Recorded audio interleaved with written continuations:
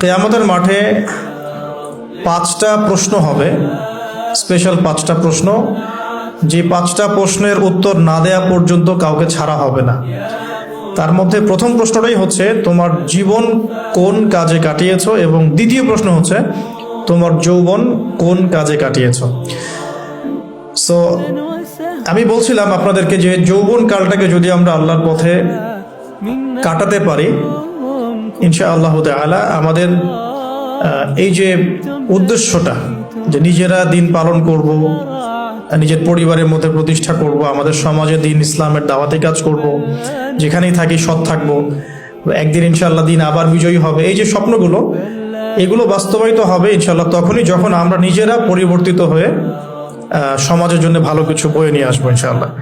তো আমি জাস্ট কয়েকটা পয়েন্ট আপনাদের সাথে একটু শেয়ার করে শেষ করে দিব, যে এখন থেকে কিভাবে আপনারা বা আমরা আমাদের যৌবনটাকে আল্লাহর পথে কাটাতে পারি।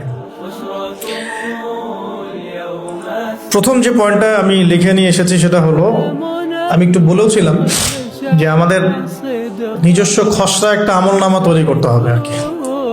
আজকে আমরা সেটা করতে পারি বাসায় গিয়ে, যে আমরা যদি আমাদের গড় আয়ু হয় 60 বছর, তাহলে আমরা এখন কতটুকু সময় পেতে পারি, আর এই সময়টুকুর মধ্যে আমাদের টার্গেট কি, আমরা আসলে কি চাচ্ছি, কি অ্যাচিভ করতে চাই, যা চলে গেছে এই সময়টুকুর মধ্যে আমরা কিভাবে আল্লাহর রহমত পাবো, ক্ষমা পাবো কিভাবে। যা চলে গেছে এর মধ্যে অনেক নামাজ কাজা থাকতে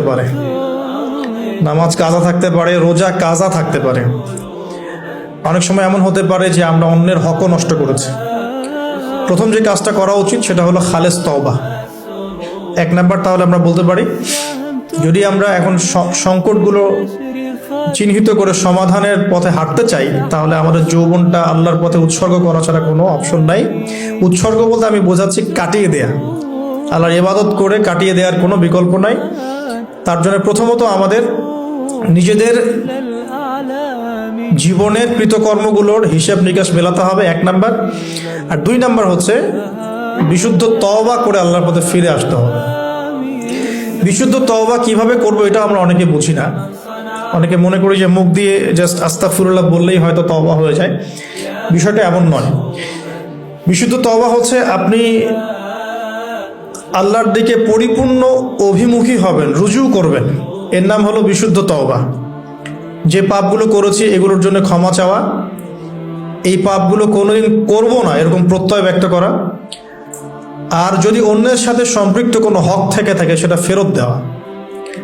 তো আমরা আজকে গিয়ে সুন্দর করে ওযু করে 2 রাকাত নামাজ পড়তে পারি। 2 রাকাত নামাজ পড়ে আমরা আল্লাহকে বলতে পারি যে আস্তাগফিরুল্লাহাল্লাযী লা ইলাহা ইল্লা হুয়াল হাইয়ুল কাইয়্যুম ওয়া আতুবু ইলাইহি।